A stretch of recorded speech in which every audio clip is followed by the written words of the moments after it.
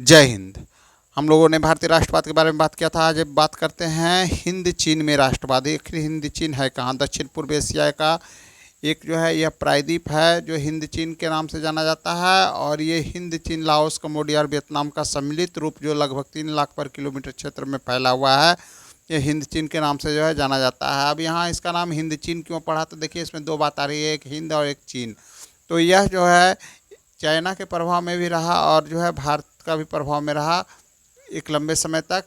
तो यहाँ पर जो है 4वीं शताब्दी में जो है कंबोडिया में जो है दक्षिण भारतीय एक शासक थे। तो उन लोगों ने जो है वहाँ पर कंबोडिया में अपना एक कम्बोज राज्य की जो है स्थापना की थी। इस कारण से भारतीय संस्कृति के प्रभाव में रहा। अब बात करते हैं कि चाइना संस्कृति के प्रभाव की बात करते हैं, तो चाइना संस्कृति का प्रभाव भी जो है यहाँ लंबे समय तक रहा। जब जब जो है चीन की ताकत जो है सशक्त होती थी तो वह जो है वियतनाम पर जो है अधिकार कर लेता था, और जब जो है वियतनाम की केंद्रीय सत्ता मजबूत होती थी तो वह जो है स्वतंत्र हो जाता था।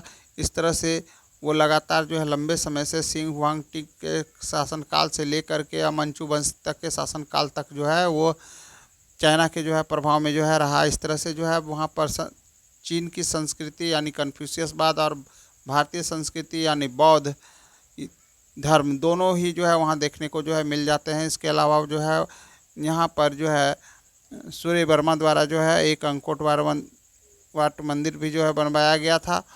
तो इस तरह से अंकोर वाट मंदिर जो है प्रतीक है कि यह यहाँ पर जो है भारत का जो है शासन जो है रहा और जो है भारतीयों द्वारा जो है यहाँ पर जो है शासन जो है किया गया है। तो इस तरह से दोनों का प्रभाव में रहा। लेकिन अब सवाल होता है कि आखिर हिंद चीन में जो है पहुँचे कैसे यूरोपीय? तो आपको बता दें कि जो है 1498 ईस्वी में वास्को डी गामा जो है कालीकट जो है पहुँचे थे। कालीकट बंदरगाह पर पहुँचने के पश्चात जो है पुर्तगालियों का आगमन जो है भारत में हुआ। तो उसी समय जो है एक जहाज़ जो है आपका हिंद चीन की ओर जो है बढ़ गया और वो जो है मलक्का पहुंचा। 1510 ईस्वी में जो है मलक्का बंदरगाह को जो इन लोग व्यापारिक केंद्र बनाया पुर्तगालियों ने, और फिर धीरे धीरे वहाँ पर स्पेन आया। स्पेन के बाद जो है फिर वहाँ डच आया। डच के बाद जो है अंग्रेज भी आए और उसके बाद जो है फ्रांसीसी आए। लेकिन इनमें ये सभी यूरोपीय यानी कि पुर्तगाली, डच और स्पेनिश और ये सब जो है यहाँ पर जो है कोई रुचि नहीं दिखाए, केवल फ्रांस को छोड़कर। फ्रांस इसलिए यहाँ पर रुचि दिखाया कि वह भारत में कमज़ोर पड़ रहा था और जो है चाइना के साथ जो है एक कट्टर प्रतियोगिता हो रहा था, व्यावसायिक प्रतियोगिता। तो उसमें वह पिछड़ रहा था और साथ ही जो है उसको औद्योगिक क्रांति उसके यहाँ हो चुकी थी। फ्रांस में उसको कच्चे माल की आवश्यकता थी जो हिंद चीन से पूरा किया जा सकता था, इसलिए वह जो है इसमें रुचि दिखाया। अब यहाँ पर बात करते हैं कि वो हिंद चीन में रुचि तो दिखाया, साथ ही साथ एक कारण और था कि वह धर्म प्रचार उसमें एक जो है ईसाई धर्म प्रचार में चल पड़ी थी। एक कहा जाए तो अभियान के जैसा कि असभ्य लोगों को सभ्य बनाना एक पुनीत कर्तव्य है। रुडयार्ड किपलिंग वगैरह जो है ऐसा जो है बोले थे। तो इस तरह से जो है सभी जो है ईसाई पादरी जो है देखे कि हिंद चीन के लोग जो है असभ्य हैं, तो जो है यहाँ पर क्यों नहीं जो है ईसाई धर्म का प्रचार प्रसार किया जाए। और इस तरह से वो लोग जो है धर्म प्रचार के लिए भी एक अच्छा जगह जो है हिंद चीन को जो है पाए और जो है हिंद चीन में धर्म प्रचार के दृष्टिकोण से जो है यहाँ तो आ गए। साथ ही जो है यहाँ पर जो है जितना भी लोहा, टीन, टंगस्टन, क्रोमियम जितना भी था ये सब जो उठा करके जो है सब जो है सब फ्रांस लेकर के जो है चले गए। फ्रांसीसी अपने जो है कल कारखानों में उसका जो है प्रयोग करने लगे और वहाँ से तैयार माल जो है यहाँ ला करके बेचने लगे, जैसा कि हमारे यहाँ भारत में होता था। साथ ही जो है यहाँ पर जंगल वगैरह को जो है कटवा करके जो है बड़ा बड़ा भूभाग पर जो है खेत बनवाया और यहाँ पर जो है बागानी कृषि यानी रबर का भी खेती करवाए, साथ में जो है चावल का भी खेती करवाए। और चावल की खेती में तो यहाँ पर जो है ये एक तरह से कहा जाए तो ज़बरदस्त यहाँ पर पैदावार जो है करवाया गया कि यह विश्व में जो है एक तरह से दूसरा चावल उत्पादक देश जो है बना करके जो है वियतनाम को इन्होंने रख दिया। अगर कहा जाए तो यहाँ के लोगों का जो है शोषण भी जो है काफ़ी हुआ।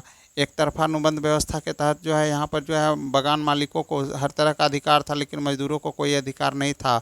बंधुआ मजदूरी थी ये एक तरफा अनुबंध व्यवस्था एक तरह से कहा जाए बंधुआ मजदूरी थी, अर्थात जो है सभी अधिकार जो है मालिक के पास थे। और इस तरह से यहाँ के लोगों का जो है शोषण किया गया। साथ ही साथ जो है यहाँ के लोगों को शारीरिक रूप से जो है काफ़ी जो है श्रम करवाया जाता था, और उस अनुपात में जो है उसका जो है देख रेख भी जो है नहीं किया जाता था।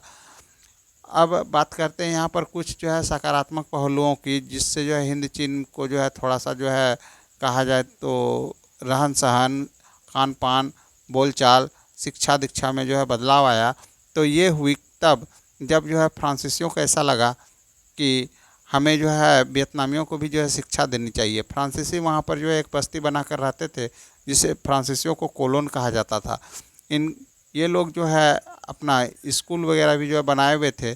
यहाँ पर वियतनामियों को भी जो है पढ़ने के लिए जो है छूट दी गई, और वियतनामियों को भी जो है निचले स्तर पर जो है वियतनामी भाषा में शिक्षा दी गई, और उच्च स्तर पर फ्रांसीसी भाषा में शिक्षा दी गई। और यहाँ पर पढ़ाने का मूल उद्देश्य यही था, जैसे हमारे यहाँ लाड में काले इंग्लिश इसलिए सिखवा रहे थे कि लोग चपरासी का काम कर सके, फाइल वगैरह जो है निकाल के दे सके। उसी तरह से वहाँ पर फ्रांस में जो है ऐसा किया गया कोलोनों द्वारा, और जो है वियतनामियों को जो है शिक्षा जो है दिया गया। लेकिन जो है यहाँ पर वियतनामी जो है शिक्षा तो प्राप्त करते चले गए, पढ़ने में काफ़ी तेज़ थे, जबकि उन्हें बचपन से बताया जाता था कि वो शारीरिक श्रम के लिए बने हैं, उनके पास जो है बुद्धि का अभाव है। लेकिन ऐसा नहीं, यहाँ जस्ट जो है विपरीत निकला, और जो है ये काफ़ी अच्छे पढ़ने लिखने में जो है होशियार निकले। तो ऐसी स्थिति में जो है फ्रांसीसियों को लगा कि आने वाले समय में जो है सभी नौकरियों में जो है वियतनामी दिखेंगे, इसलिए जो है उन्हें उच्च क्लास में जो है फेल कर दिया जाता था। इसका विरोध जो है यहाँ के विद्यार्थियों ने किया, और वो जो है वहाँ से निकल कर के और जापान की ओर चले गए। जब जापान वहाँ पहुँचे तो वहाँ देखे कि 1905 में जो है रूस जापान युद्ध में जो है जापान ने जो है एक बड़े देश रूस को जो है पराजित कर दिया। इससे इनका हौसला बुलंद हो गया। अब इन्हें लगा कि हम भी वापस जाकर और जो है फ्रांसीसियों को देश से बाहर निकालेंगे। और उसी समय जो है वहाँ से जापान सरकार भी उन्हें वहाँ से बाहर कर दी, तो वे लोग चाइना चले गए। चाइना में उन्होंने देखा कि वहाँ पर मंचू राजवंश के खिलाफ जो है वहाँ पर सन्यात सेन द्वारा जो है विद्रोह किया गया, और जो है गणतंत्र की जो है वहाँ स्थापना की गई। अब उनके मन में आया कि अब हम लोग वियतनाम पहुंचकर जो है फ्रांसीसियों को बाहर करके वहाँ पर गणतंत्र की स्थापना करेंगे। इसी बीच में प्रथम विश्व युद्ध शुरू हो गया। प्रथम विश्व युद्ध में जो है वियतनामियों को अग्रिम पंक्ति में रखा गया, और भारी संख्या में वियतनामी मारे गए। इसके खिलाफ जो है लोगों में जो है एक तरह से क्रोध बनता चला गया। इसी बीच जो है फान बोई चाओ की जो है पुस्तक the history loss of the Vietnam, फान बोई चाओ ने जो है यह पुस्तक the history loss of the Vietnam लिख करके तहलका मचा दिया।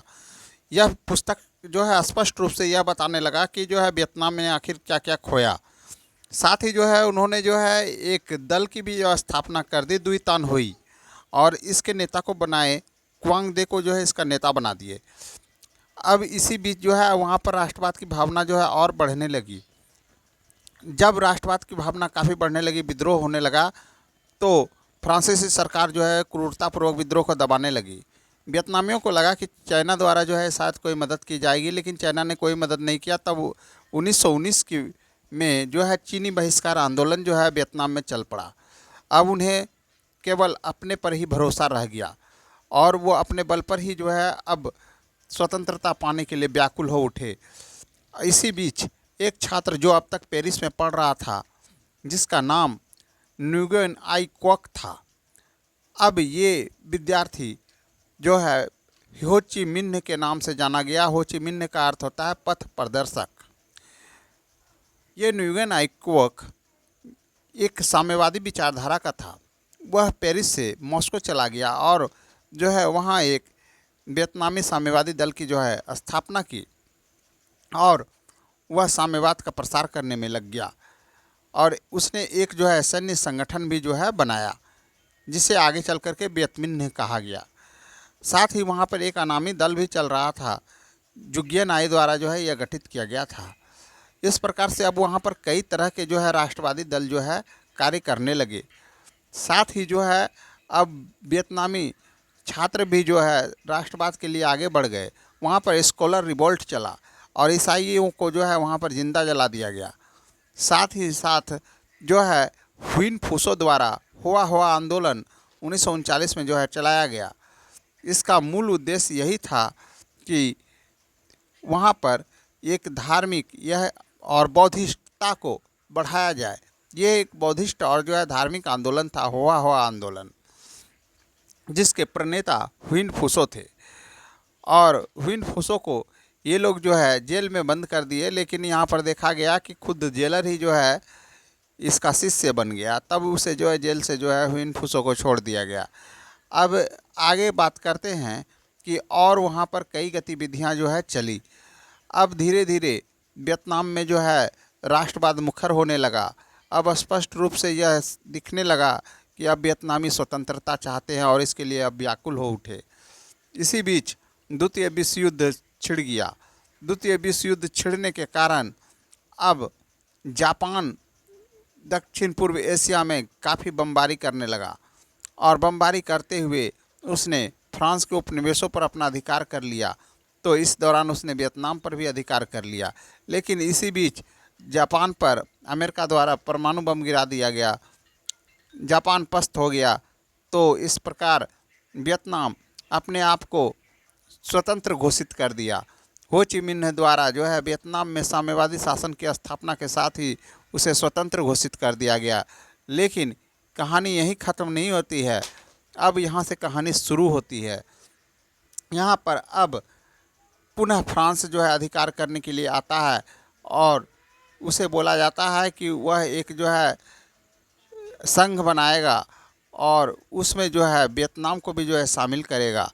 लेकिन वियतनाम इसके लिए तैयार नहीं होता है। फलस्वरूप गुरिल्ला युद्ध शुरू हो जाता है। हालांकि हनोई समझौता होता है मार्च 1946 में, लेकिन जो है इसका कोई हल नहीं निकलता।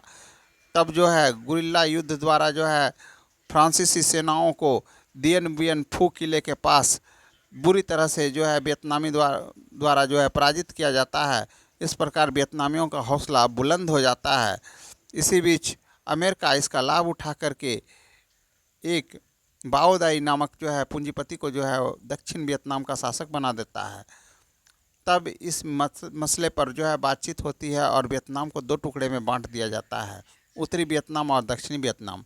उत्तरी वियतनाम में हो ची मिन्ह समर्थित सरकार साम्यवादी सरकार थी, और दक्षिणी वियतनाम में बाओदाई का सरकार था। लेकिन बाओदाई भी जो है वहाँ अधिक समय तक नहीं रुकते हैं।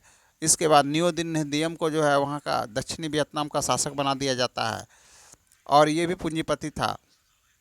और इसी बीच जो है जिनेवा में वार्ता होती है, समझौता होती है। जिनेवा सम्मेलन में यह तय किया जाता है कि हिंद चीन में जो है 1954 में यह बात हुई कि वियतनाम को दो भागों में बांट दिया जाए, उत्तरी वियतनाम और दक्षिणी वियतनाम। और 2 वर्ष के बाद जो है पुनः चुनाव कराया जाए। अगर जनता चाहे तो वियतनाम का एकीकरण कर दिया जाएगा। और इसी आधार पर वियतनाम को 2 टुकड़ों में बांट दिया गया, उत्तरी वियतनाम और दक्षिणी वियतनाम। उत्तरी वियतनाम में पूंजीवादी शासक रहा, और उत्तरी वियतनाम में साम्यवादी शासन और दक्षिणी वियतनाम में पूंजीवादी शासन नियो दिन दियम के हाथों शासन होना शुरू हो गया। 2 वर्ष बीत गए।